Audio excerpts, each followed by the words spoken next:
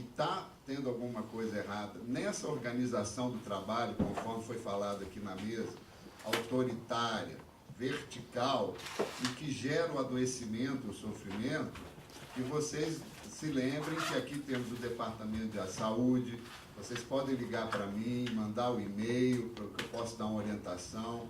A gente faz alguns atendimentos, aí, se for o caso, por telefone, nós convidamos as pessoas para vir aqui do interior. Nós também vamos no interior quando a demanda é muito grave. Por quê, gente? Porque o assédio moral, eu vou explicar direito o que é aqui, o assédio moral ele só pode ser combatido a partir de 3 viés. É o braço sindical, porque o sindicato, enquanto representante da categoria, o sindicato tem o dever de zelar pela saúde do servidor. Porque o sindicato é uma entidade representativa e a força do servidor que está sofrendo assédio, que está sofrendo humilhação, vai estar na sua entidade de classe. Então, esse papel que vocês têm, no meu ver, é importantíssimo. E eu só queria, antes de começar a falar aqui, dizer que desse seminário, já é o 4º que eu participo, teve a participação de professores, doutores, pesquisadores, promotores do trabalho, teve até 2 psicólogos da Justiça Federal do Rio Grande do Sul, e nós conversamos muito.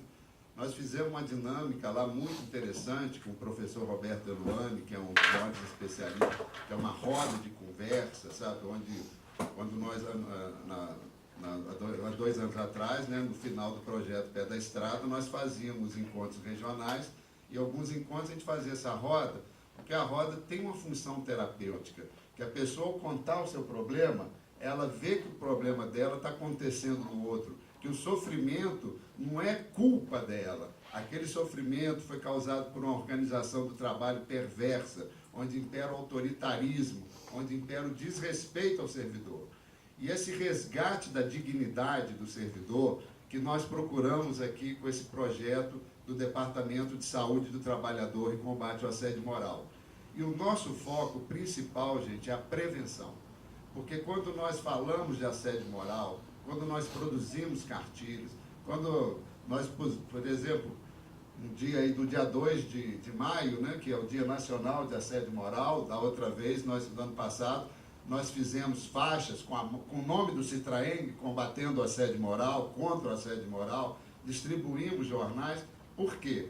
Porque esse método de prevenção, ele cria um mecanismo invisível de proteção aos trabalhadores e esses aí, assediadores, sejam chefes, sejam juízes, eles percebem que o sindicato está de olho. E o assediador é covarde. O assediador, como foi falado aqui, é como estuprador, ele vai agir pela covardia, pela força. E quando a gente trabalha com a prevenção, nós estamos querendo simplesmente um ambiente saudável no trabalho, e o assédio é moral, porque vai afetar a sua dignidade, a sua honra, os seus valores mais íntimos, que nós, na psicologia, chamamos de subjetividade. Então, combate ao assédio moral é o bom combate que nós precisamos de todos vocês, de todos nós aqui do Citraeng. Mas eu fiz um textinho, que eu vou até publicar depois para mandar para publicar, mas antes, assim, como nós estamos aqui também num processo de formação, meu objetivo aqui também deixar bem claro certos conceitos, mas muitas vezes a pessoa pode falar, mas isso é assédio ou não? Então eu vou dar uma dica para todos os diretores de base. Se vocês estão percebendo que a pessoa está em sofrimento, se ela começa a falar e começa a chorar, se ela está realmente assim, contando uma história que você vê que essa pessoa está sofrendo, então já tem algo errado. Porque o assédio moral, a característica dele é a violência invisível.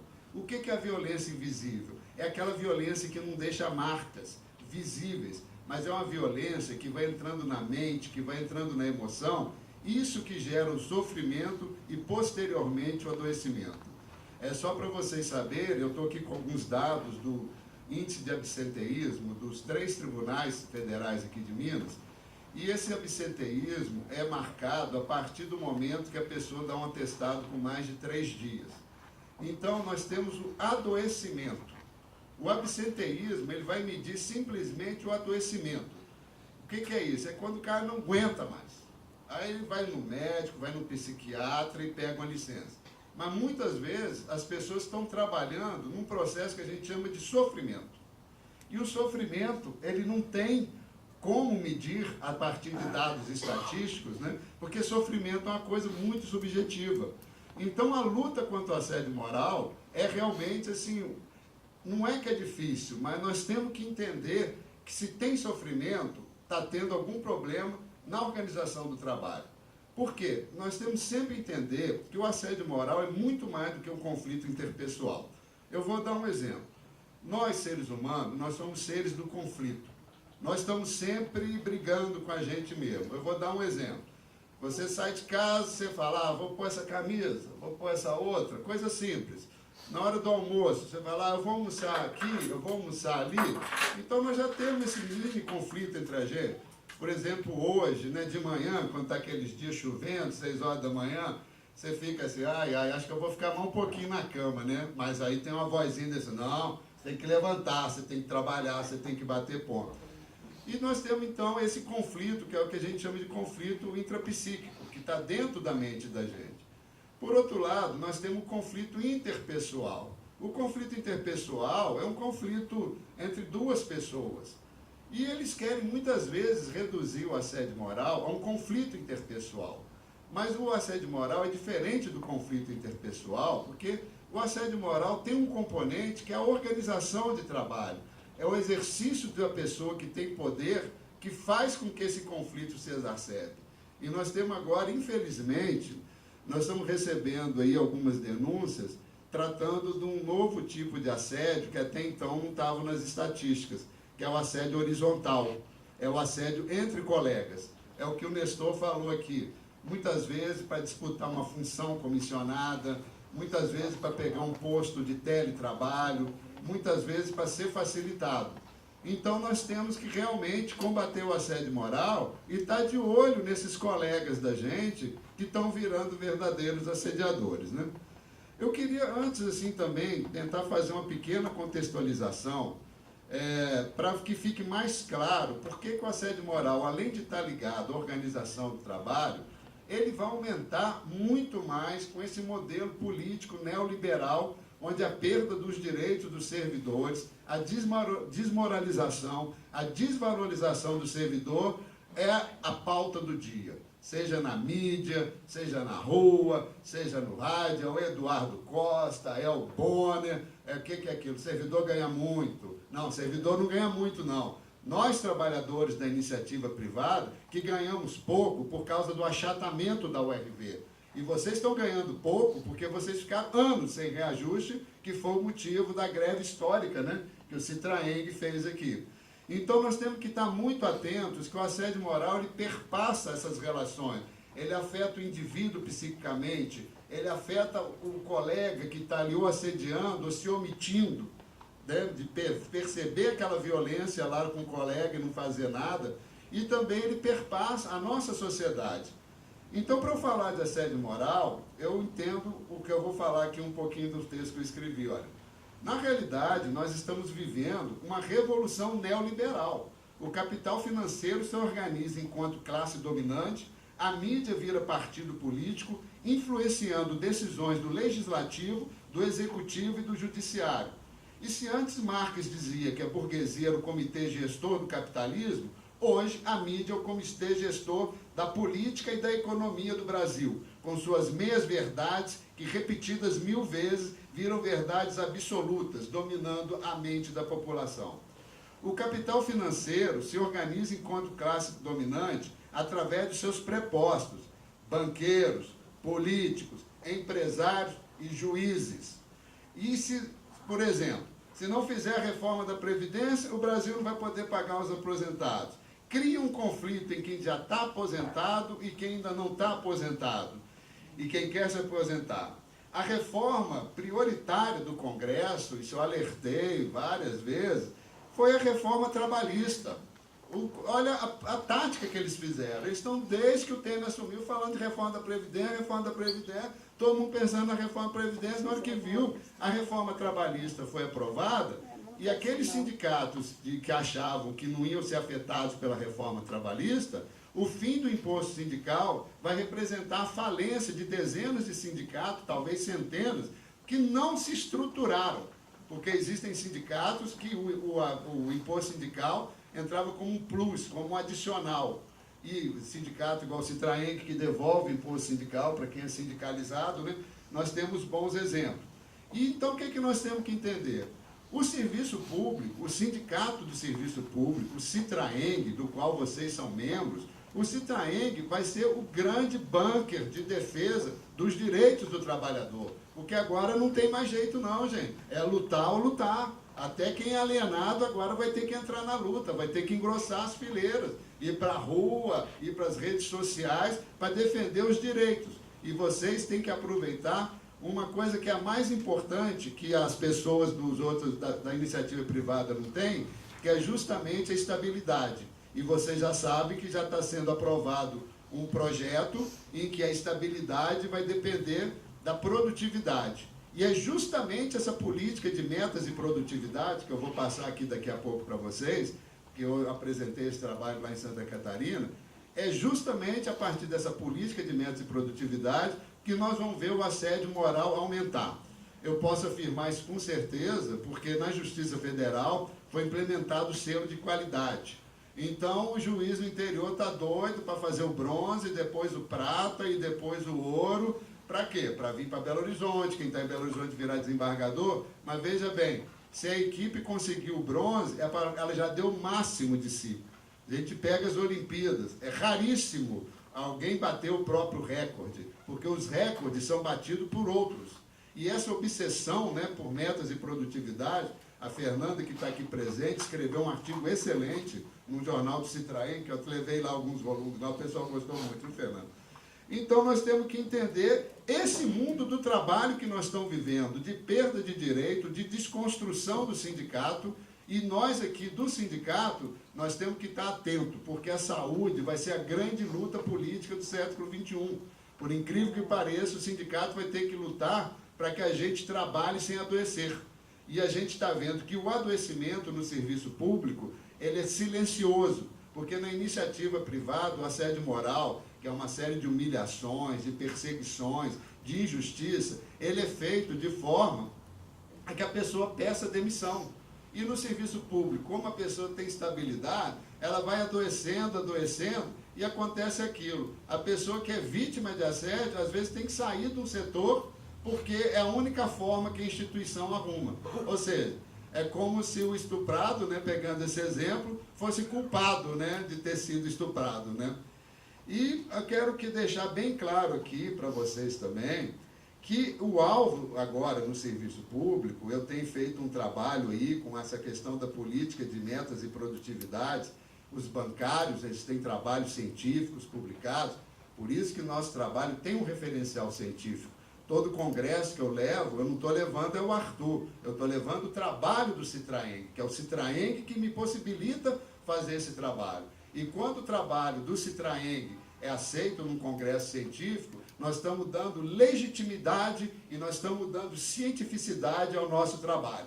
E isso é muito importante para a gente saber que, enquanto vocês atuam na luta, o jurídico atua no direito, nós vamos atuar nessa questão que chama saúde do trabalhador. Vamos ouvir o que esse trabalhador tem a dizer, vamos ouvir esse sofrimento, vamos juntos enfrentar esse sofrimento.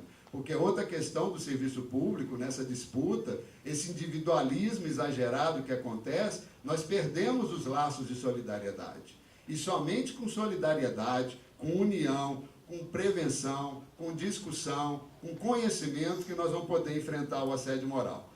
O serviço público, eu peguei também um livro muito bom, de uma filósofa, Marilane Chauí, que quando ela fala da questão das metas e produtividade na universidade, é o mesmo discurso dos manuais neoliberais.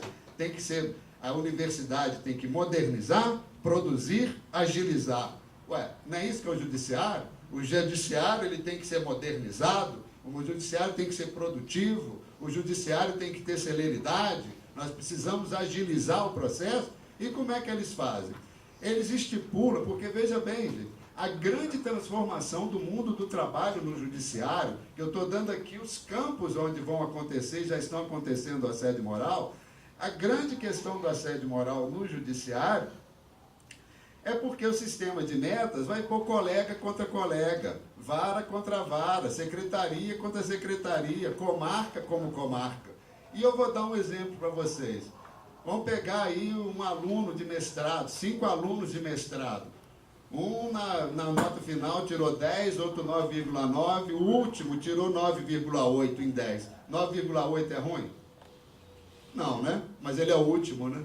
Porque, veja bem, se tem o primeiro, vai ter sempre o último. E essa política de metas de produtividade, implementada na iniciativa privada, principalmente na Ambev, nos supermercados, isso está gerando um grau de adoecimento tremendo. Mas qual que é o objetivo na iniciativa privada? A pessoa adoece, no outro dia tem outra trabalhando, ainda por menor salário, né? Então nós temos que estar atentos e preservar a nossa saúde mental, a nossa saúde emocional, porque na questão do assédio moral, o pior de tudo, que no fim a pessoa se sente culpada. Ela é agredida, ela é humilhada, ela é menosprezada, ela é maltratada, ainda fala, a culpa é minha, eu não dei conta. Eu estou lendo num livro aí, um caso aí de um servidor, né, que fazia sentença para juiz, não é em Minas não, mas pegou uma sentença dificílima. Aí o juiz falou para ele perguntou, doutor, nessa aqui o senhor vai ter que me ajudar. Aí o juiz falou, não, você já sabe como é que eu penso. O que está acontecendo é isso, os assessores de juízes estão fazendo sentença, e o pior, os técnicos, né, gente, que não tem curso de direito, também estão entrando nesse esquema e estão sendo massacrados. Porque se eu, juiz, não ensino a fazer o que é o certo, como é que eu vou aprender sozinho? Como é que eu vou adivinhar o que você pensa, né? E continuando aqui, aí vem aquela frase assim, o que fazer? Ah, gente, todo poder aos trabalhadores. Todo poder ao sindicato. O sindicato vai ser o nosso fronte, vai ser onde nós vamos lutar, porque nós não temos mais nada a perder. É preferível lutar, independente de vencer ou não, do que ser massacrado, adoecer e estar trabalhando aí à base de remédio até o dia que a pessoa pifa, né? E também eu quero deixar claro aqui para vocês todos, que na questão do assédio moral, para a gente identificar a questão do autoritarismo. Eu posso aqui falar o conceito de assédio moral, vocês não precisam anotar e decorar. Eu vou falar uma palavra aqui, que ela é conceito também. Humilhação. Quem aqui nessa sala não foi humilhado pelo menos uma vez na vida? E o que é o sentimento que a gente tem quando a gente é humilhado? A gente quer esconder aquilo, não quer que ninguém saiba, a gente não quer dividir aquele sofrimento com o outro.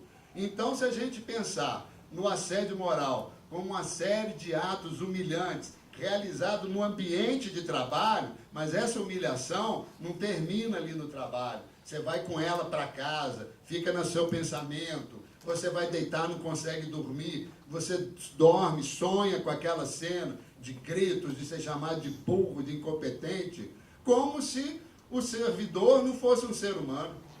Então, essa questão da humanidade, que é uma das questões mais importantes que nós temos que resgatar.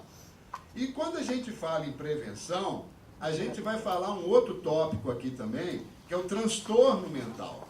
Se a gente pegar aqui os índices de afastamento aqui dos tribunais, eu vou escrever um artigo mais específico, o primeiro índice de afastamento de todos os tribunais é transtorno mental. O que é transtorno mental? É a síndrome de pânico, é a depressão, é a pessoa está muito irritada, a pessoa está muito nervosa, ou a pessoa que está chorando muito, ou a pessoa que não está conseguindo dormir, ou a pessoa que só de chegar perto da repartição, o coração quase que sai pela boca, dá dor de barriga, dá diarreia. Aí ela vai no médico e o médico fala, não, você não tem nada. Por quê? Porque a medicina, ela não conseguiu ainda entender o psiquismo. A medicina trabalha com a relação de causa e efeito. Exemplo, hepatite, sintoma, a pele fica amarela. Órgão que causa esse sintoma, o fígado. E na mente da gente? A mente da gente, ela tem os nossos valores, ela tem os nossos ideais, ela tem a nossa honra, ela tem a nossa dignidade. Por isso que o assédio moral, quando vai cair no âmbito jurídico, é mais complicado, porque o advogado só vai falar assim, ah, você tem prova testemunhal e documental? Aí a pessoa, pô, doutor, mas eu contei aqui, estou 1 hora falando do meu sofrimento e tudo. E esse sofrimento, a gente dá essa acolhida aqui no nosso departamento de saúde, para a pessoa ressignificar, para empoderar essa pessoa, para ela ver que ela tem que realmente se cuidar, porque ela já está adoecida, em sofrimento. E a gente, quando fala, vamos no psicólogo, não é porque a pessoa está louca, com problema, a gente tem que ir no psicólogo para manter a nossa saúde mental e emocional. E esse transtorno mental, que na estatística é a 3ª causa de afastamento no INSS, é a primeira no Serviço Público Federal. Por quê? Porque o transtorno mental é isso, é aquela humilhação, é aquela desvalorização, é aquele outro que pode tudo e você não pode nada, é o tratamento diferenciado, é a ambivalência do discurso. O que é ambivalência do discurso? O juiz falar, não, você faz, você sabe o que eu penso, é isso que é a ambivalência do discurso, entendeu? E também, quando a gente fala em saúde do trabalhador, só o trabalhador que vai poder falar o que está acontecendo no trabalho, quais são as dificuldades. Porque com o processo judicial eletrônico, o que acontece é um controle total do tempo da pessoa, da hora que ela ligou o computador, da hora que ela saiu para almoçar, da hora que ela voltou e quanto que ela produziu naquele inteirinho. Então, uma forma de controle absoluta do servidor e também, vejam bem, com o processo judicial eletrônico, o usuário, o advogado, o cidadão, ele pode entrar com ação 24 horas por dia, 7 dias por semana. Então, eu gostaria que o CNJ me explicasse como é que nós vamos bater as metas se vocês trabalham 5 dias por semana, às vezes 6 em mutirão, durante uma jornada de 7 horas e tem uma demanda entrando 24 horas, fora os antigos, processo físico. Não, é coisa de louco. Mas o que acontece? Como vocês estão nesse dia a dia do trabalho, vocês não percebem isso. Porque isso vai sendo naturalizado. Não, tem que ser assim mesmo. Agora é assim. E quando a gente vem aqui, nós queremos trazer uma reflexão sobre o trabalho. Então, muitas vezes, quando a pessoa vai lá conversar comigo e tudo, ela começa a falar, nossa, você sabe que agora que eu estou percebendo, eu trabalho demais. E eu vim aqui porque eu achava que eu trabalhava pouco, que eu não estava dando conta, que a culpa era minha. Olha que processo perverso que é o assédio moral. E onde tem assédio moral, gente, tem autoritarismo, tem humilhação e tem também o sofrimento. Se tem assédio, tem sofrimento. Isso é científico, né? Então, por isso que nós trabalhamos nesse tripé. Prevenção, intervenção e acolhimento. A prevenção é para denunciar, para falar ao sindicato, a pauta dele é combater o assédio moral, fazer ações. Quando for fazer aí na a questão de greve, vamos pôr uma faixa, vamos pôr um banner lá, contra o assédio moral, contra políticas de metas e produtividade. Vejam bem, tem um dos maiores especialistas dentro da linha que eu sigo, que é a psicodinâmica do trabalho, Christophe Dejour. Ele é um francês e ele faz trabalho lá na França com juízes. Ele foi convidado para fazer uma palestra no TST, 3 meses atrás. Vocês podem digitar no YouTube, palestra Dejour TST. E o que ele falou? Que esse procedimento do processo eletrônico, essa política de metas e produtividade que o CNJ implementou, se chama New Public Management, é o gerenciamento da coisa pública, né? Uma nova forma de gerenciar o serviço público. E esse sistema, na França também, começou a ocorrer suicídio de servidores, e quando um juiz suicidou, deixando uma carta falando da questão da política de metas e produtividade, porque o juiz também sofre, mas nós somos sindicato dos servidores. Nós estamos aqui para defender os servidores. E o Dejour, ele faz trabalho para juiz, o Giovanni Alves. Então, é muito bom eu estar trabalhando num sindicato que permite que a gente possa fazer um trabalho com os servidores. Porque se o juiz está sofrendo, você pode estar certo que aquele servidor, aquela vara, aquela sessão judiciária está sofrendo muito mais por causa dessas coisas que acontecem, dessas atitudes, né? Também a gente não pode esquecer, gente, que essa emenda 65, né, a PEC das maldades, né, ela faz com que, olha que coisa maluca, gente, 20 anos sem investimento no serviço público. sem reposição das pessoas. Quem adoece não é reposto. Quem aposenta não é reposto. A gente tem os dados aqui, a média de afastamento por doença nos 3 tribunais varia de 20% a 25% do quadro ativo. Isso são documentos públicos dos tribunais, que nós participamos de comitê gestor de saúde, nós temos acesso, estou fazendo um estudo mais detalhado, mas nesse momento aqui, para vocês verem. Primeiro, a maior forma de afastamento, transtorno mental, que é o sofrimento mental, que é o sofrimento emocional. E qual que é a causa? Muitas vezes o assédio moral. Mas a psiquiatria clássica, ela chega e não quer saber que se você está sofrendo assédio, se você é humilhado. O psiquiatra tem 5 minutos para falar. Ô, Nestor, o que você tem? Ah, eu estou muito ansioso. Então toma esse remédio. Ô, Hélio, o que você tem? Ah, eu estou meio triste, meio desanimado. Pronto, toma esse remédio. Não, mas doutor, mas eu queria dizer... Não, você acabou a sua hora, vai procurar um psicólogo. Não é isso? E nós da psicologia que estamos aí para essa escuta, para ouvir essa pessoa, para a pessoa ter confiança que ela está ali com um profissional. Por isso, volto mais uma vez, vocês, diretores de base, são a nossa ponte. São vocês que vão ajudar essas pessoas em sofrimento, trazendo elas para cá, para o sindicato. Outro dia eu sindicalizei uma pessoa, né, que ela ligou para cá, um sofrimento danado, eu falei, ué, vamos para mim, que eu não sou sindicalizado. Falou, sindicaliza, você vai ter atendimento jurídico, psicólogo. Ela sindicalizou, aderiu ao tratamento, ou seja, o Departamento de Saúde também, ele funciona como um projeto político. E é muito bom eu estar podendo explicar isso para vocês, porque geralmente quando a gente fala de saúde, o pessoal fala, não precisa disso não, já tem plano médico.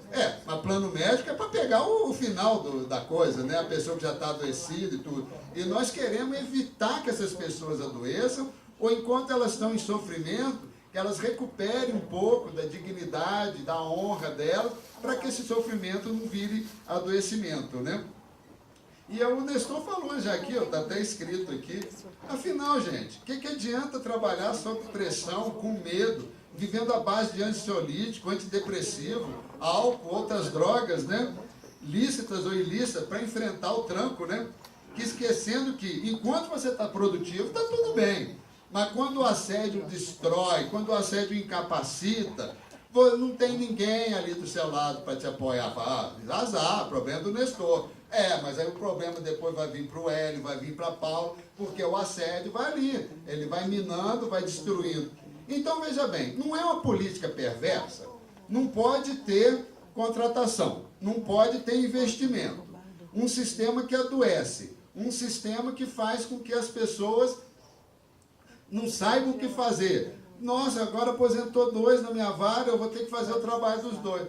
Gente, é isso que eu quero que vocês pensem. Isso é óbvio que o objetivo é desconstruir o serviço público, porque isso vai gerar mais adoecimento.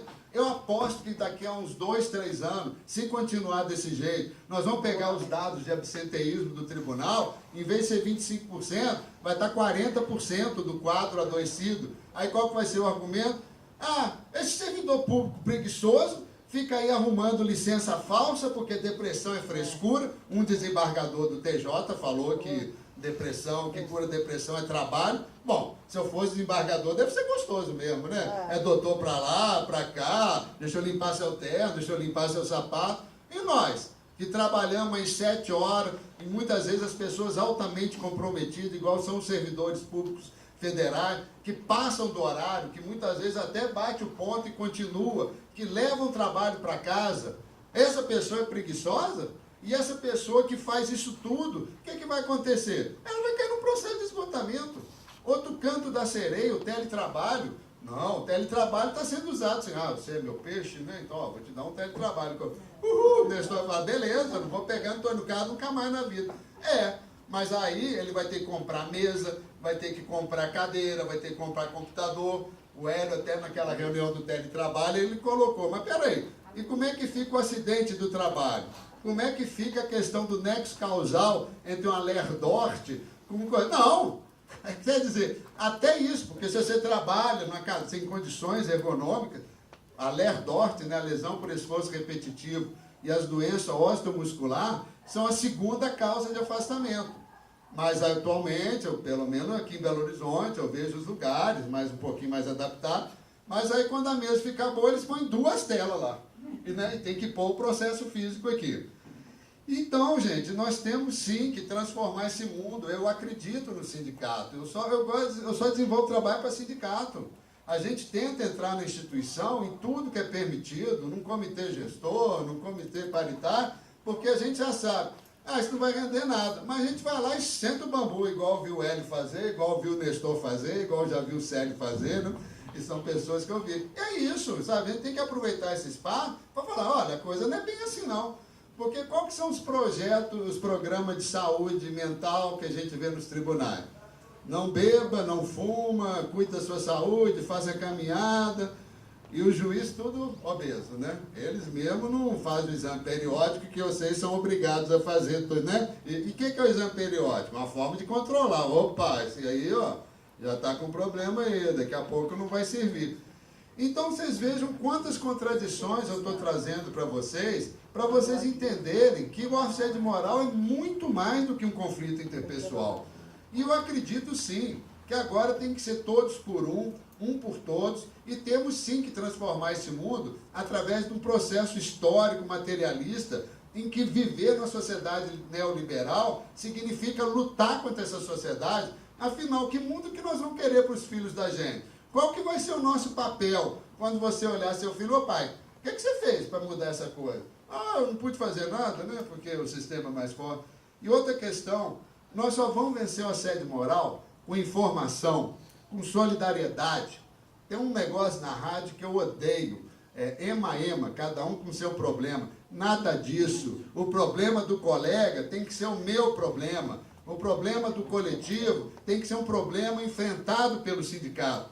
Mas veja bem, gente, eu não estou falando para a gente sair daqui igual o Dom Quixote, né, querendo aí mudar o mundo. Nós temos que usar inteligência, nós temos que usar de estratégia, né? E uma outra questão que já acontecia também na iniciativa privada, que é o que a gente chama de toyotismo no serviço público, que é a captura da subjetividade. O que é a captura da subjetividade?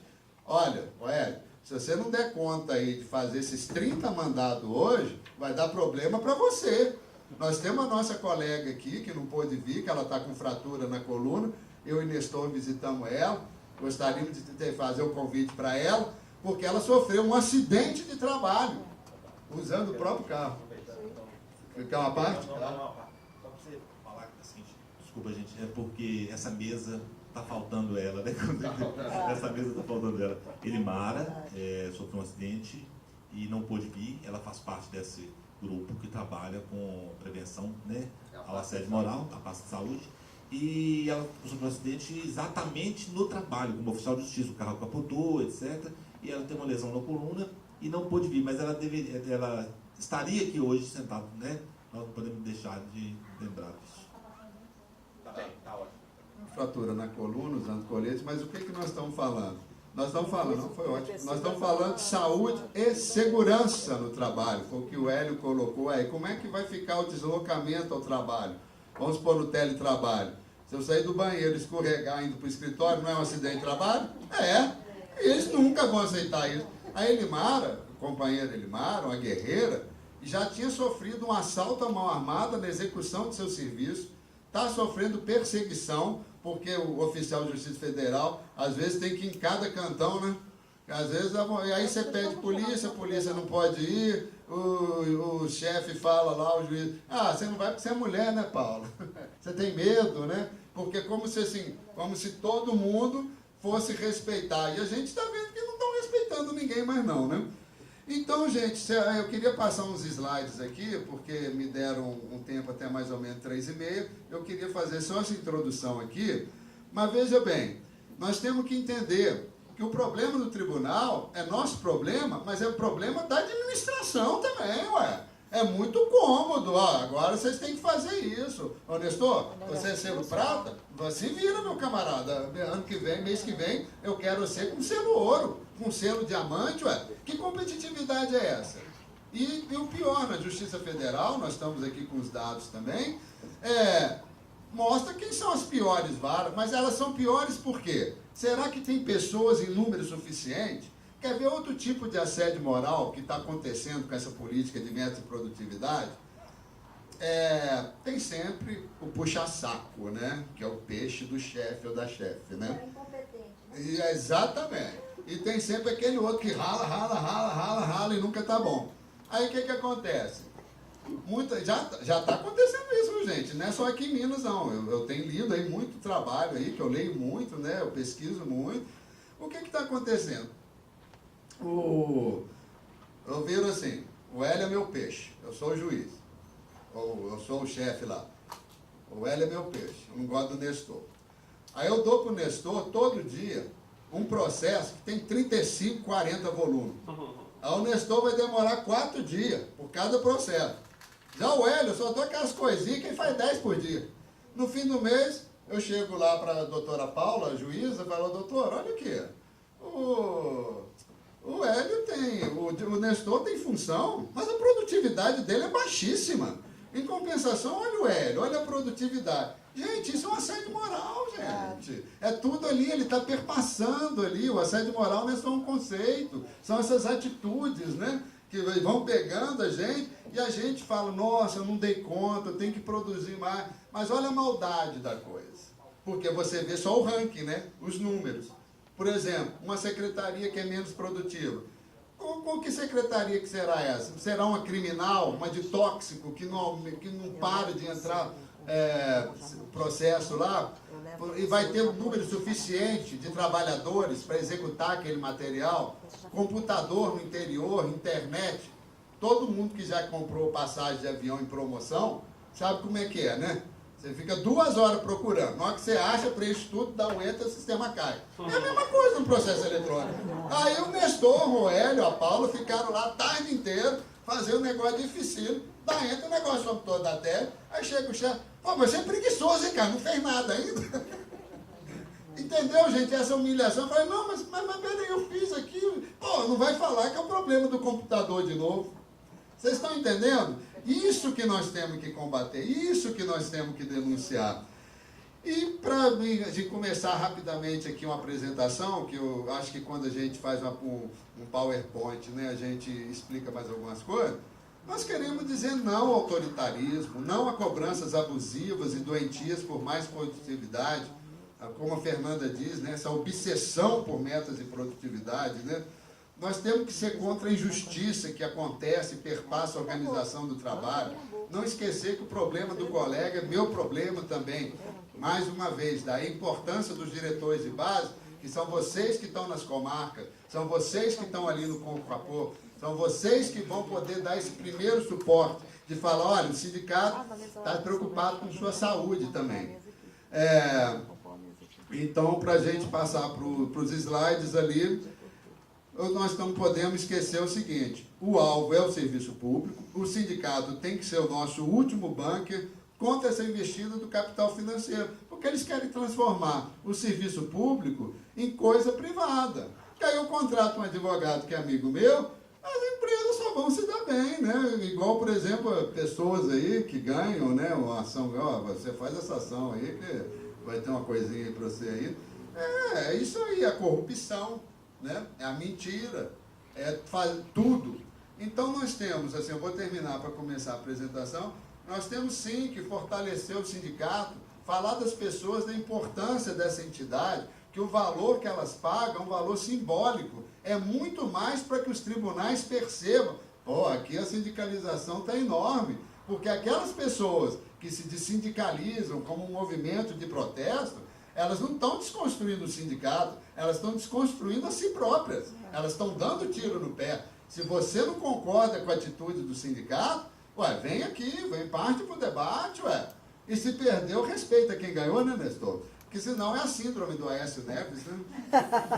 Não perdi, olha o que deu, né? Então, gente, eu só queria fazer esse contexto, talvez de manhã já tenham falado, mas eu quis contextualizar a sociedade, o ambiente de trabalho, as relações de trabalho com assédio moral. Exatamente, com a conjuntura.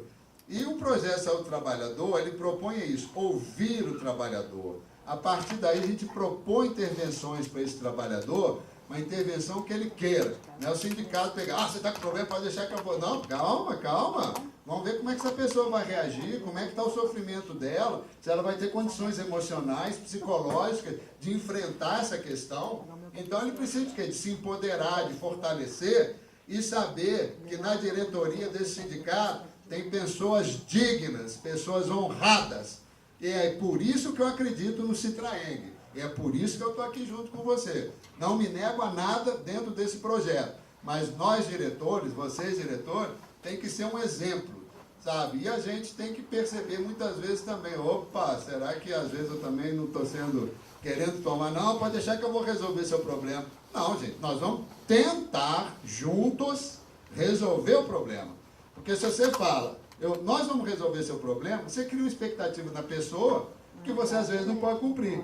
Mas se você falar, não, nós vamos tentar juntos resolver, melhorar, aí sim, nós estamos fazendo um trabalho sindical sem proselitismo, né? Eu vou passar aqui para vocês que, como eu teria um tempo maior e me pediram para fazer uma coisa mais resumida, eu só vou passar uma questão da políticas e métodos de produtividade, que foi um pouco do que eu levei lá em Florianópolis, e eu acredito que mais 10, 15 minutinhos eu acabo aqui para a gente começar o debate. Está combinado assim? Podemos combinar assim? Então, eu prefiro ficar em pé. Eu posso passar aqui?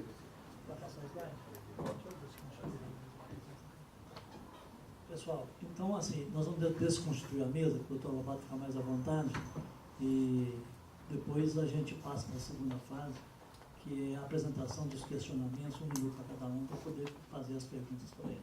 Tá bom?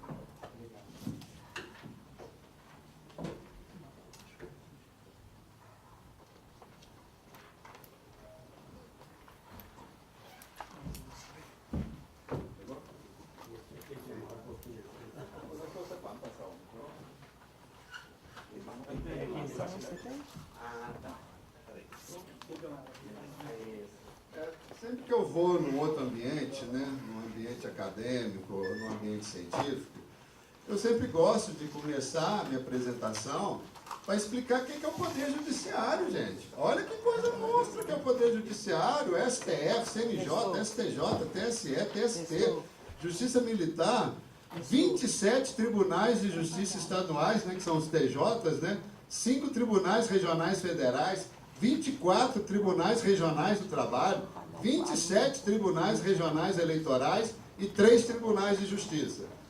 Poxa, será que para esse tanto de instituição tem muito servidor? Está sobrando servidor igual eles falam? Ou será que está faltando servidor? Porque o professor Eluane, na palestra dele, ele mostrou que enquanto na Alemanha, na Inglaterra, a proporção de servidor público para 1.000 habitantes é 200, 180. No Brasil são 60 servidores para 1.000 habitantes. Então não tem nada de máquina inchada, né? Quem trabalha aí na questão aí da dívida pública sabe que é uma grande balela, que é uma grande mentira, que o Paulo Paim provou na comissão que ele criou lá. Mas adianta que a Globo, o que fez depois que o Paim mostrou por A mais B que a dívida pública e a questão da previdência não é deficitária? Aumentar as propagandas na televisão. Percebam como é que a ideologia entra, né? E como é que a gente vai engolindo essa história. Então, às vezes, vocês estão lá no TRT, às vezes vocês não imaginam, nossa senhora, gente, mas é muita coisa.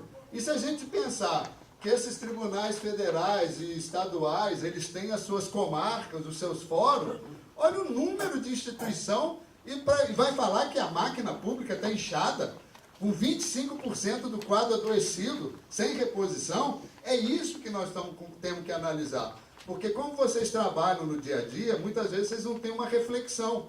E essa reflexão, ela vem de quem está de fora, de quem faz a análise da organização do trabalho, né? E aí foi criado, né, em 2004, pelo senhor Gilmar Mendes, né, que é o maior neoliberal que tem nesse país, né? Acho que ele já se julga o presidente, né? Porque ele vai ali no executivo, vai no legislativo, almoça com o Temer. E qual que foi a missão do CNJ? Realizar o controle da atuação administrativa e financeira do Poder Judiciário, bem como a coordenação do planejamento e gestão estratégica. Isso vocês ouvem muito, né? Gestão estratégica, ah, que nome bonito, né? Agora, o que é gestão estratégica? É aquilo, é o New Public Management, é a nova forma de administrar o serviço público através de números. Eles pegam um procedimento, que é de um processo industrial, igual numa fábrica de automóvel. Ah, não, o setor A está ok, a lanternagem, o setor B. Eles pegam esse modelo de produção de objetos para produção em cima de processo, que não é um objeto. Cada processo tem sua singularidade, sua dificuldade. O serviço público é um trabalho em equipe, não é assim? Um recebe, outro analisa, outro passa, outro arquiva. Então, é uma interação de todo mundo, gente. E o que é que eles querem? Como é que um serviço que depende de você, ele incita a sua individualidade para você competir com o seu colega? Como é que essa coisa pode dar certo? É essa reflexão que eu trago para vocês. É proposital, é para desconstruir, é para adoecer, é para endoidar, como a gente diz na gíria, né? Então, por exemplo, isso aqui são dados do CNJ, né? Aí eles fizeram audiência pública, gastaram a maior grana com a Fundação Getúlio Vargas para descobrir que tem um gargalo na primeira instância. Que entra muito processo, uma fortuna essas pesquisas dele, né? Aí vem essas metas, né? Por exemplo, a meta 1, né, para 2014, que está valendo, né? Porque os tribunais julgam em 2014 número maior de processos que a quantidade de ações que ingressaram no período. Peraí, eu vou ter que julgar mais do que entra e também dar conta do estoque acumulado? Ué, mas aí eu tenho que ter 8 braços, 5 cabeças, né? 10 pernas, né? Eu não sei se vocês gostam de filme, tem um filme, o MIB 1, que aí tem um ET trabalhando no correio. Ele é assim, né? Ele tem 8 braços, ele é super produtivo, né? E a questão da celeridade judicial. Como é que você vai tratar com rapidez um processo, por exemplo, um processo de INSS, que são milhões, né? Um processo que vai depender a vida de centenas ou dezenas de pessoas? Como é que a gente vai fazer, tipo como diz na gíria, tacar pro pau, né? Ah, não, aí você faz rápido, erra, aí é ruim. Se você faz bem feito, você é lento. Se você faz rápido... Vocês estão entendendo a contradição que vocês estão vivendo e como isso vai gerando um sofrimento e que é um ambiente fértil para o assédio moral? Né? Por exemplo, em 2014, olha o estoque processual. 70,8 milhões, entram 28,9 milhões e são baixados 28,5. Então tem uma taxa de congelamento de 71,4. Aí eu quero falar para vocês, gente, também uma coisa muito importante. O resultado foi fantástico, né? Tem muito processo para pouco servidor. Eles descobriram isso, né? Eles descobriram que tem muito processo para pouco servidor. Por exemplo, um juiz da primeira instância, né? Quando nós fizemos uma visita lá, numa comarca lá de Divinópolis, conversamos com o doutor Eliso, o juiz da primeira vara, ele falou que a média lá é de 5.860 processos. E que às vezes chegam a ter 8.500 processos por juiz, por vara. Vai ter uma vara de justiça comum, 15 mil processos para 6 servidores. Aí achei até que era muito, e a partir daí os advogados, quando chegam lá cobrando, eu mandei eles falar para a OAB, que a OAB está com o tribunal, aí fui na vara de fazenda, conversar com o juiz sobre um processo que não andava, sabe quantos processos tem aqui? 32 mil processos e tem 8 servidores. O que a senhora quer que eu faça? Nada, continua do jeito que está, porque vai matar todo mundo. Mas é isso, mas aqui, a Lúcia falou, não vai matar não, primeiro adoece, e depois mata, né? Arthur, mas o gargalo é nosso? Eu não concordo que o gargalo só sobra para o servidor. Não, o gargalo é da entrada, é a entrada de processo. O gargalo ele é provocado porque ele é entupido com a rolha de 60 dias de férias por ano, mais recesso, e não tem juiz que trabalha 8 horas líquidas por dia. Se tivesse 8 horas líquidas trabalhado, não tivesse 60 dias de férias, só o recesso em um mês, e obrigasse a fazer tantas audiências por dia, não era só o servidor que ia levar isso aí, não. O juiz também ia dividir essa conta. Não, mas veja bem, quando a gente fala do gargalo, não é do servidor, é o gargalo na justiça como um todo. Mas isso que eu falo, ele é provocado graças a essas questões. Mas tem outra questão também, que vocês sabem muito bem, é que a Constituição de 88, além da questão da dignidade da pessoa humana, ela colocou a justiça a todos os cidadãos. Então, teve um aumento muito grande de processo, e olha só o que é ideologia dominante, gente. No primeira semana que entrou a nova lei trabalhista, já foi falado que diminuíram os processos que estão entrando e que também teve uma pessoa que teve que pagar uma indenização para a empresa. Olha o que eles pensam. Eles pegam uma coisinha, o que eles estão falando? Que advogado e trabalhador é tudo pilantra querendo roubar de empresa. Igual servidor, é tudo preguiçoso.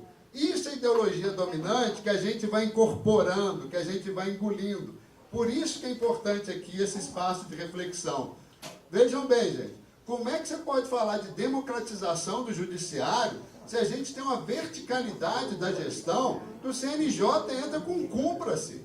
E o que acontece? O cumpra-se do CNJ vai para os desembargadores, que vai para o juiz, que vai para chefias e gestores, e dos chefes para o servidor. Ah, o servidor está na linha de baixo, né? E assim, o CNJ dá bronca no desembargador, o desembargador dá bronca no juiz que quer mais produtividade, o juiz dá bronca no gestor que quer mais produtividade, o gestor dá bronca no servidor. E o servidor? Ah, agora eu tenho que me virar, né? Agora eu tenho que me virar. Isso aqui é só outra coisa também. Isso aqui, gente, é o organograma do Tribunal de Justiça Estadual. Olha que teia de aranha. Sabe o que é isso? Chefia e coordenadoria. Isso é segunda instância. Tem chefia de 2 pessoas. Tem chefia de 3 pessoas. E são esses cargos de chefia desse organograma que vêm as pessoas de recrutamento amplo. Os peixes, o sobrinho lá do desembargador, do político, né? É esse o ambiente que vocês trabalham. Em geral, o modelo de gestão é vertical, hierárquico, muitas gerências, muitas coordenadorias e muitas chefias. Aí, quando a gente fala de produtividade, eu estudo muito, né? E a gente vê que isso é clássico. Veja bem, questão de produtividade, o Adam Smith, em 1765, quando ele escreveu A Riqueza das Nações, ele falava: o capitalismo necessita de tecnologia para dar mais produtividade. Exemplo, as máquinas de tear que substituíram, né, o trabalho manual. Depois vem a máquina a vapor. Depois vem a eletricidade. Depois vem a energia nuclear. Hoje a nanotecnologia. Então a tecnologia vem. O processo eletrônico, né, que é uma tecnologia que exige produtividade, né? E o método de produtividade? Primeiro, aceleração do ritmo de trabalho. Ô Sandro, vamos lá, meu querido. O quê? Sentado aí, ó. Vamos trabalhar mais. Você pode propor esses processos aí para você, ó. A tecnologia, como eu falei, né? Agilidade. Mas agilidade sem errar. Você tem que ser rápido sem errar. Se fizer bem feito e demorar, não serve. Ô, gente, não tem saída. É isso que enlouquece as pessoas. Aí a pessoa fala: ah, eu não dei conta, a culpa é minha, eu não presto. Né? É isso que é o sofrimento mental. Aí o cara vai no psiquiatra. Vocês estão entendendo agora o que é o sofrimento mental? Que não é uma coisa assim de doideira, nem nada, não. Outra questão também. Quando você acelera o ritmo do trabalho, perde agilidade, você vai ter que usar o quê? No caso dos processos físicos, a força física. Vai pegar processo, pôr em prateleira, separar, ir para lá e para cá. E no processo eletrônico, a sua capacidade psíquica. Todos vocês sabem muito bem que se você ficar no computador, esses processos chatos, aquele texto, né, que... vocês ficam lá 3, 4 horas, sem parar, 10 minutos a cada 1 hora, porque se você parar 10 minutos a cada 1 hora, você refresca a cabeça, refresca os músculos, mas não tem tempo morto, você tem que trabalhar 7 horas direto. 5 horas depois, você está vendo o computador, você não consegue raciocinar, você não consegue pensar mais. Por isso que a jornada do servidor tem que ser 6 horas, já passaram para 7 no TJ 8. Agora, como é que vocês vão produzir nesse sistema? Outra questão, a captura da subjetividade do trabalhador. Isso acontece muito nos bancos, né? Não, você vai ser gerente, você vai se dar bem aqui. É o seguinte, como é que você chama, amigo? Ô Marcos, olha, vou te dar um cargo aí de chefia para você aí, cara. Você é o melhor, você é o cara. Opa, beleza, vou me esforçar e tudo. E muitas vezes esse cargo de chefia nunca chega, né? A pessoa fica lá fazendo sentença, trabalhando, 8, 9 meses, 10 meses, o juiz fala: ah, não gostei do seu trabalho. Pô, mas você demorou 10 meses? Será que no primeiro mês você não podia fazer isso, falar isso? A questão de obrigar a fazer hora extra, né? Ou seja, levar serviço para casa e obrigado a ser multifuncional. Ó, agora não tem mais boy, nem estagiário, viu? Vocês que vão pegar o processo, atravessa a rua aí, você é oficial de justiça, usa seu carro, e aí, se você não tiver um revólver, eu vou te emprestar um, porque você vai para a barra pesada, nós não temos como chamar a polícia, sabe? Isso é quer ser multifuncional. Aí, gente, no final do dia, eu acho que o servidor, essa imagem para mim, ela representa para mim o serviço público, o servidor público. Um monte de processo físico, computador na frente, não está aguentando mais. O Nestor está falando que a foto é dele, né, não? Esse cara sou E aí é o seguinte, nós já falamos isso antes, né? Dentro da fórmula de produtividade. A fórmula de produtividade, eu conversei com o Moreira, com o economista lá do Sinjus, foi diretor do TJ, eu falei, Moreira, não está faltando nessa fórmula um redutor de dificuldade do processo? Porque se na fórmula tivesse um índice referente à dificuldade do processo, mas aí a gente cai naquela questão que eu expliquei antes. Uma pessoa com um processo com 35 volumes e outra com um negocinho lá que é uma sentençazinha básica, eu faço 10 por dia. Cada processo é diferente do outro, gente. E outra coisa também, pessoas são diferentes. Ninguém vai fazer um trabalho igual ao outro, e mesmo aquele que está fazendo, vai chegar uma hora que ele vai diminuir. É igual lá no TRT, que nós participamos do comitê gestor, a juíza falou, estabeleceu uma meta de 200 processos, mas só fizemos 190. Eu falei, não sei o que eu faço mais para motivar. Eu falei, será que já não tá, essa meta não está exagerada não? E essas pessoas não estão dando conta? Porque é aquilo que eu falei, gente. É só o outro que bate a meta. É muito difícil um grupo ganhar prata, bronze, depois ganhar prata, depois ganhar ouro, se mantiver as mesmas condições de trabalho. Né? E vamos aqui então também, aqui são alguns dados de absenteísmo, geralmente é isso. E a meta é isso, né? A Fernanda escreveu um artigo muito bom, essa obsessão por metas de produtividade. Olha lá, o gráfico de meta lá, já está quase a setinha saindo lá em cima, e o cara, não, tem que produzir mais, tem pouca meta. É o esquema do serviço da iniciativa privada, né? Então, gente, eu queria assim, colocar aqui para vocês, assim que eu ainda tenho mais 5 minutinhos aqui, por que o assédio moral é um conceito científico? Veja bem, é totalmente diferente, assédio e moral. Assédio moral é um conceito científico, por quê? Porque foi a primeira vez que os pesquisadores, as pessoas inteligentes, os acadêmicos, constataram uma relação de causa e efeito entre o trabalho, a organização do trabalho e o sofrimento e suicídio do trabalhador. E como é que começa esse conceito de assédio moral? O assédio moral começou como chamado mobbing, né? Na década de 90, veja bem, o conceito de assédio moral vem com a Mary Frances Irigoyen, em 2002, é um conceito, gente, não é uma palavra. Assédio moral é igual humilhação. Humilhação é uma palavra, mas é um conceito, porque quando você vivencia a palavra, ela deixa de ser palavra para ser um conceito. E o que aconteceu? Mais uma vez, né, o neoliberalismo. Com o fim do Muro de Berlim, acabou o sistema lá que fazia frente ao capitalismo, o Estado do bem-estar social já foi afundando também com essa questão, e ainda começou a série de fusões na Suécia. Então, as grandes montadoras, com 30 mil, 40 mil pessoas, essas grandes montadoras iam fundir e ficar mais ou menos entre 30, vamos supor, se uma tinha 40, outra tinha 40, ia ficar só 50 mil.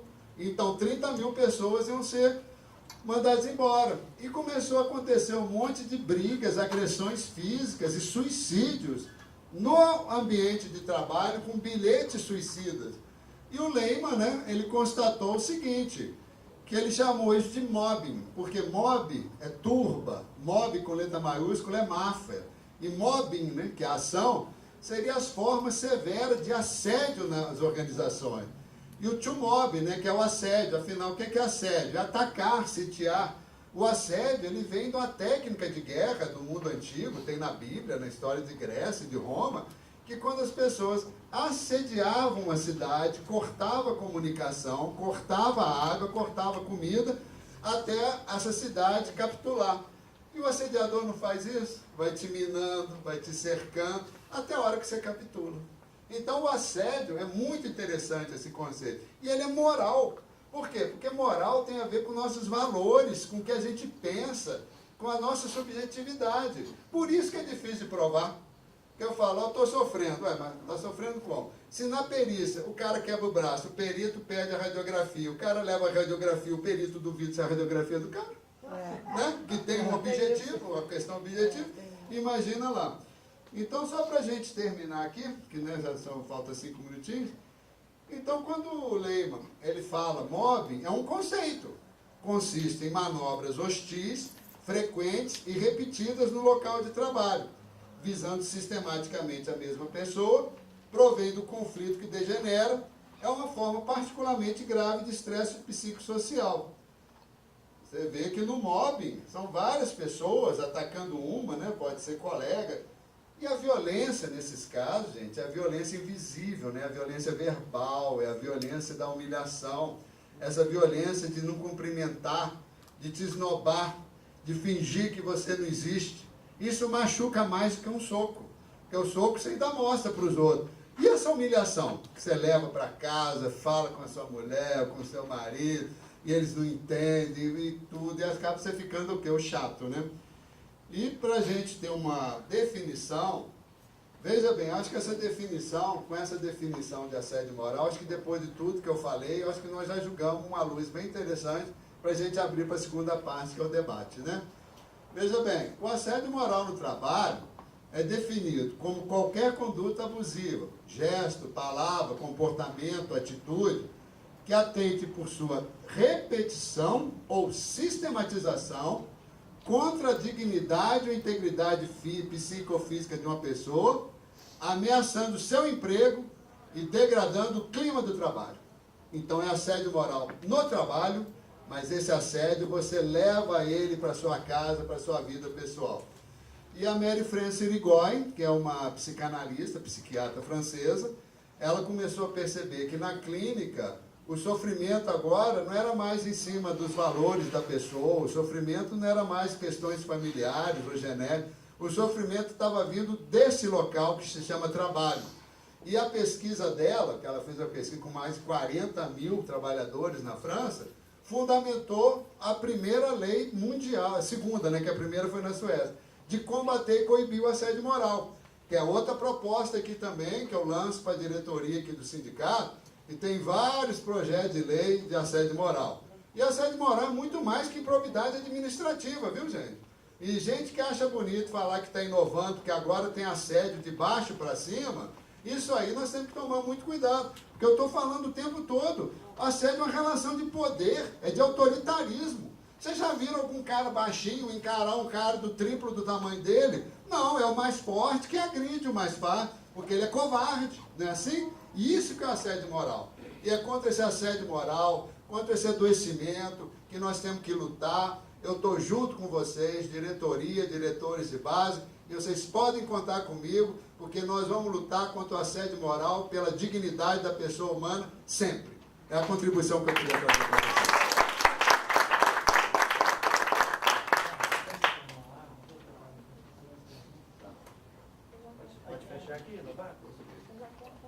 Eu posso anotar. Esse é um assunto que eu vou passar a tarde aqui. Todo mundo quer.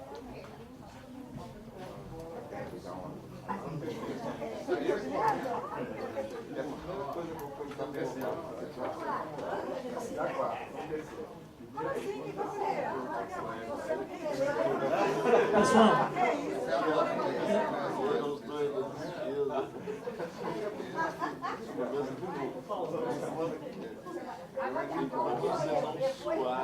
Eu sou a quarta.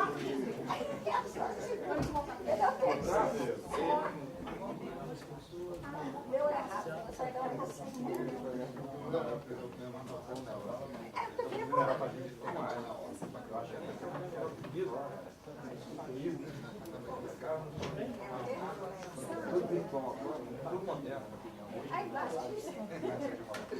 pessoal, gostaria de fazer uma observação muito bem rápida aqui. No âmbito da Justiça do Trabalho, TRT3, eu mantive contato no setor de exame periódico com a doutora Simone, e uma coisa me surpreendeu e me deixou preocupado.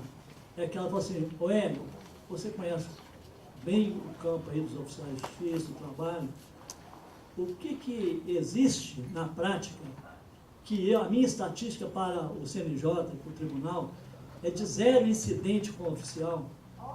0.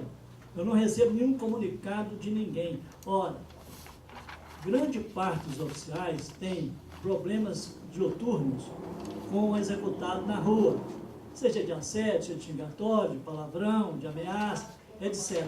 Eu entendo que a maioria não vai a uma delegacia fazer BO, porque gera processo e depois toma tempo. Mas, eu disse para alguns oficiais lá, vocês têm a obrigação de passar um e-mail para ela, no setor de médico, de exame periódico, e fazer um registro da ocorrência do incidente, porque te desgastou emocionalmente como pessoa, na sua dignidade. Se você não registrar, fica parecendo que os oficiais de justiça não precisam de nenhuma iniciativa do poder público no sentido de melhorar a qualidade e a condição de trabalho. Então, fica aqui, né, o recado para os oficiais de justiça, né, que mudem de conduta.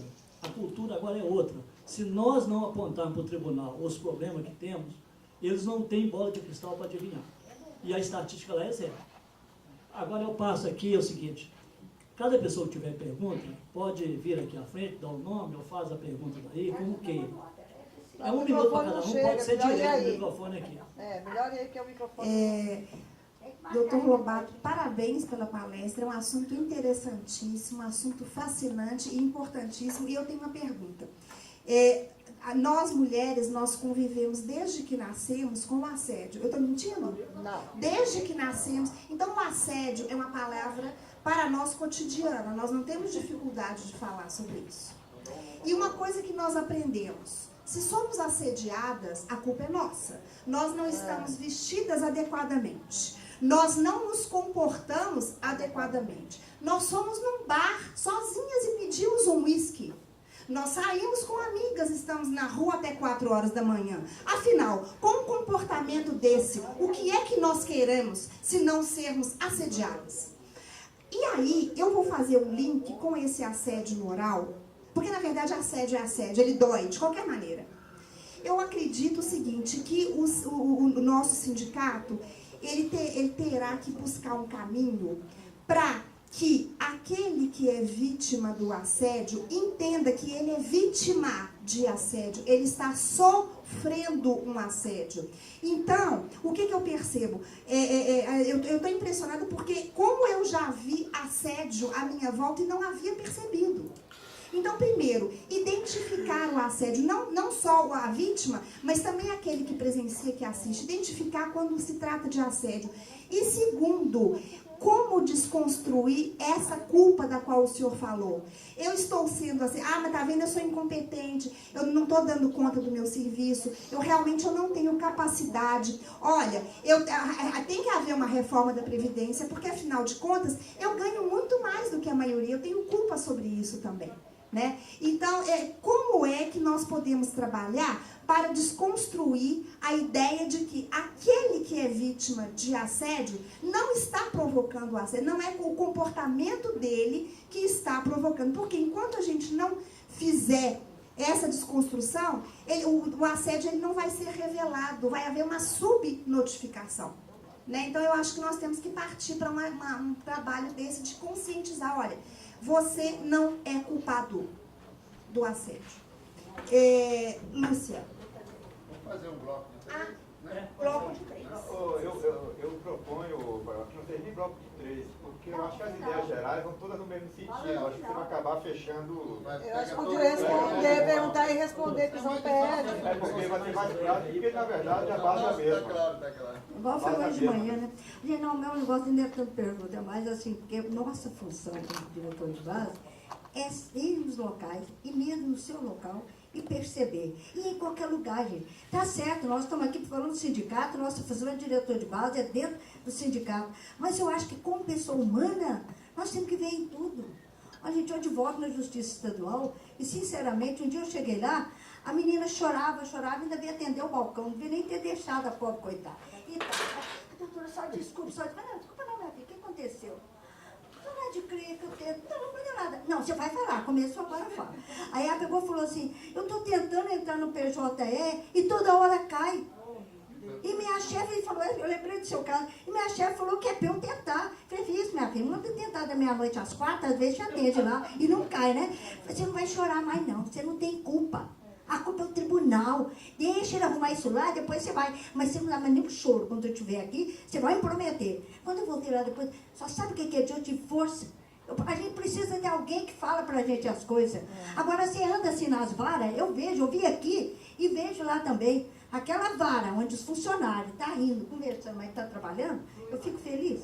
Eu só olho o problema do PJ e falo, levanta. Tem muito tempo que você não levantou. Estou aqui esperando você me levantar. Agora, aquela que está aquele silêncio, que ninguém nem olha, aí é que eu faço mais hora lá. Gente, vamos lá, o que aconteceu? Alguém morreu aqui, vocês não me falaram nada? O que aconteceu? Não, doutora. Não, gente, ó, eu sei, começa a perguntar. Lógico que a escrivã fica com ódio, quer me pegar, né? Mas aí você levanta aí começa a falar sobre o problema do serviço, tem que estar levantando. Sua vista vai acontecer isso, suas pernas vai acontecer isso, começa a falar, de repente os lados do serviço estão em volta de mim. Então o que é? A gente precisa da gente olhar isso aonde vai. E na justiça do trabalho, gente, eu me esqueço do que aquela de presidente, a ex-presidente aí, depois da Dioclésia, fala o nome correndo que a Zana está passando. Ela falou para mim, quando ela estava tirando a função, falando para ela, né, para ir nos locais para ver, que tristeza. Que na primeira época que eu estava aqui no sindicato com o presidente, eu tinha dó da Justiça Federal. Eu chegava lá, eles nem me olhavam. Teve um dia eu falando para poder comparecer na Câmara para ver se conseguiu espaço para passar lá, ninguém falava nada, eu dei um murro lá, eles olhavam. Falei, gente, eu sou aposentado, põe meu carro até no céu. Vocês é que precisam disso aí, vão levantar, vão reagir. Agora, hoje, falei para ela, hoje é a Justiça do Trabalho. Você entra lá, é uma tristeza, é um povo calado. Isso aí é assédio, gente. Se não é o assédio do chefe, é do próprio tribunal. E essa é a função nossa, de alertar e fazer isso que a Paula falou, dar força para a mulher responder. Dar força, porque se você der força, ela responde. Vai ser mais só um minutinho. Eu lembro quando eu comentei que eu fui para Florianópolis fazer a escola da magistratura, cheguei lá, estava tudo cheio, fiquei num hotel mais longe, assim, retirado. Quando eu entrei no bar e pedi uma cerveja, que eu estava morta de sede, né, e queria comer, o garçom veio, olhou, voltou, saiu de novo, entende? De repente eu falei, o que aconteceu? Ele falou, a senhora não é daqui, né? Eu falei, será que é por causa do meu modo de falar? Por quê? Aqui não é costume mulher sentar no bar sozinha e pedir bebida. Falei, não, eu vou ali na rua chamar um homem para sentar aqui comigo. Agora eu quero falar para você uma coisa. Acostuma me ver aqui, porque eu vou vir cá beber, que eu estou pagando com o meu dinheiro. Não só desculpa, nunca mais puder. Marco.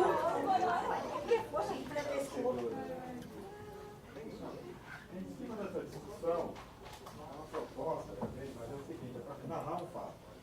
Em primeiro lugar, ironicamente, eu sou de uma vara federal em Juiz de Fora, que é a terceira vara federal que ganhou uma medalha. A única vara mista da primeira região que ganhou medalha. Não, a de bronze e só ganhou ouro e prata o juizado especial. Nós somos a única vara mista no país inteiro. Porque nós saímos de 9 mil processos e em cima de meta estamos hoje com menos de 2 mil processos. Então, está todo mundo feliz. Mas não é verdade. Então, o que eu queria colocar é que o sindicato, nós lá, pessoalmente, nós conseguimos algumas conquistas pessoais que até narrei das 6 horas, cadê essas metas, né? 6 horas, mais um dia por mês de descanso, de folga para o servidor, o dia de aniversário e uma folga mensal. Mas isso em cima de discussões com o juiz. O que ocorre para a gente discutir o assédio sexual? O sexual é outra questão. Sabe mesmo? O moral. Tá atrás. Os dois, assédio. Nessa vara que a gente conseguiu, é porque a meta foi cumprida, basicamente porque o juiz federal que é de lá, ele é um cara que meio diferente, é meio estranho, como falei com um colega aqui, né? Ele gosta de entrar às 7 da manhã e sai às 11 da noite todos os dias. Ele leva processo para casa. Mas é o perfil dele. Felizmente ele não cobra isso a gente. A equipe é boa, mas o que ocorre hoje na subseção de Juiz de Fora? Juiz de Fora está ocorrendo casos gravíssimos de assédio moral. Eu queria propor, Citraeng, que esse tipo de discussão fosse levado para lá, para a base. Porque nós estamos lá com um número grande de funcionários afastados, com síndrome de pânico. Nós temos uma colega lá que o médico proibiu, o psiquiatra dela foi proibida ela de passar na rua da Justiça Federal. Ela não pode passar que ela tem crise. Ela não passa porque ela entra em crise. Ela está mal. Temos com outra afastada porque bateu de frente com o juiz. Discordou. O juiz mandou ela fazer uma liminar indeferindo um benefício previdenciário um LOAS, cortar os 2 benefícios da mulher, a pensão e a aposentadoria dela, porque houve uma fraude à Previdência, porque no mês que o marido dela morreu, na semana que ele morreu, ela levantou o benefício previdenciário. Então foi fraude e cortou os 2. E ela foi dizer, não, aí já tem jurisprudência do STJ, e a jurisprudência hoje não pode cortar o benefício por princípio da dignidade da pessoa humana. O juiz simplesmente virou essa. Dignidade da pessoa humana é para quem não sabe escrever. Dignidade da pessoa humana, quem usa esse argumento em processo, é quem não sabe escrever. Então, um bate-boca, como essa colega já era uma colega que sofria problema de assédio há algum tempo, nesse dia ela reagiu de forma um pouco mais... colocou para fora tudo que sentia e foi afastada. Tiraram ela da vara.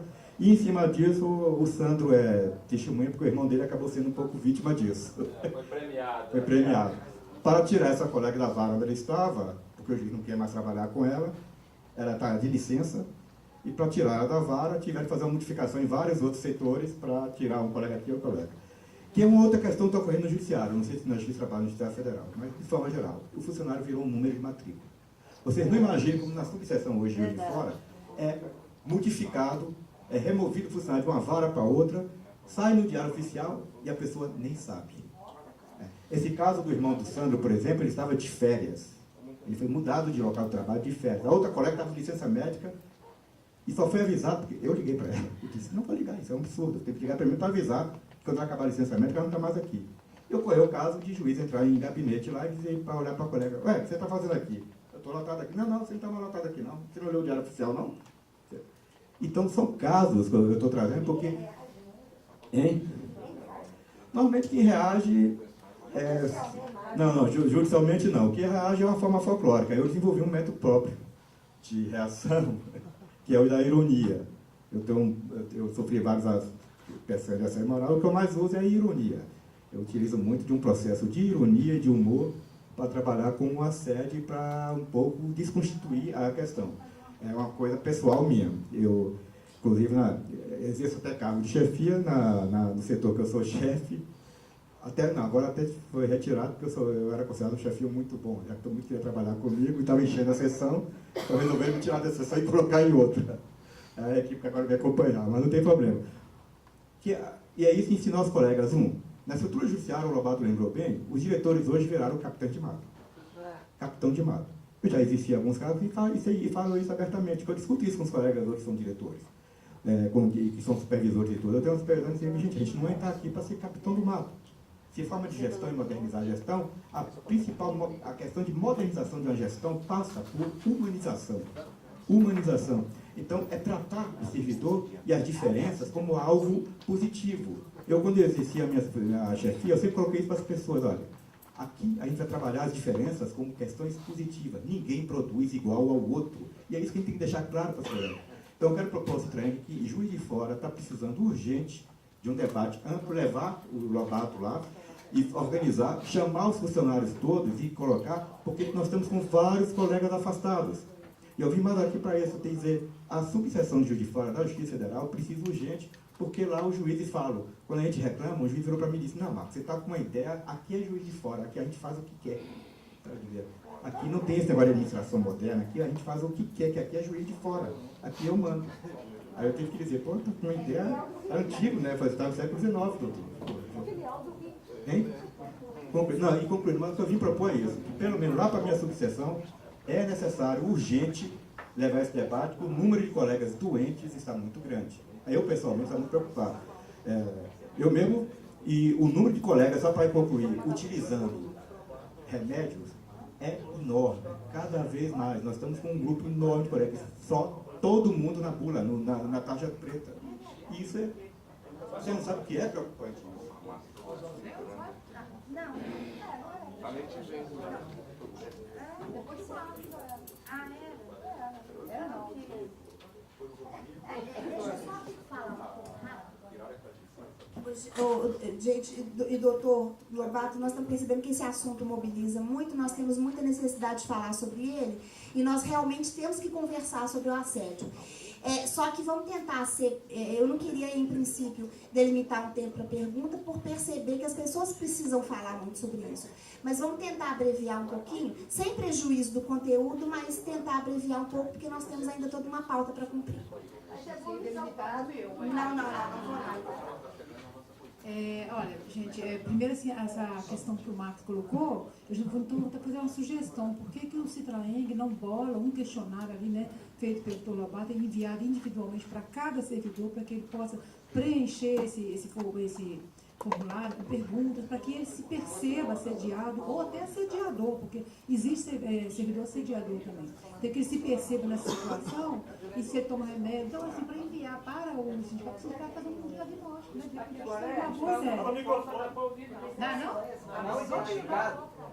Então,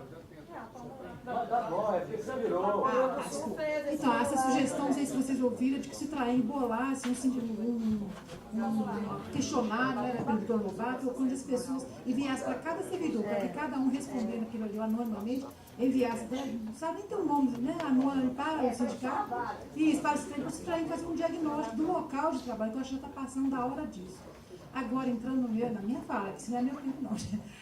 O que acontece? Eu achei interessante a analogia de assédio com estupro, mas eu me lembrei de um fato que quando eu era mocinha, que era daí, o que acontecia? Muitos garotos às vezes fumavam maconha na rua e a polícia de Minas, que é reconhecidamente violenta, eram garotos menores, ela pegava esses garotos e batia neles, batia muito. E para não deixar marca, ela batia com toalha molhada e batia na região dos rins. Aqueles garotos saíram dali realmente sem marcas visíveis, mas o rins todo retalhado. Então o assédio moral é bem isso, que você vai apanhando, e por dentro você vai ficando destruído. Né? Então eu achei que é uma analogia que eu acho mais pertinente ainda. O segundo ponto que eu quero falar é que o Tribunal TRT-Minas, ele acabou de instaurar, o Tribunal de Minas acabou de institucionalizar uma ferramenta de assédio, que é o ranking. Eu não sei se vocês já viram, vai haver um ranking de varas, né? Então, as varas em cor verde, em boa situação, as varas em cor amarela, precisam melhorar, e as varas em vermelho. Então, vai haver um ranking, tem lá um modo de calcular a eficiência da vara, que é uma coisa absurda. Então, eu acho que já é uma coisa que o sindicato poderia combater, mostrar, né? Porque, igual ele falou ali, tem os vieses. Essas cores na vara? Não vai haver relatórios que serão publicados, né? Então, assim, é uma coisa chata, uma coisa dura, uma medida dura, que não tem nada a ver com a situação. E o terceiro ponto que eu queria questionar, porque é engraçado que a gente, agora falou, a gente se percebe vítima de assédio ao longo do prazo. E no meu caso é um assédio até que eu não vi ainda em literatura. O que acontece?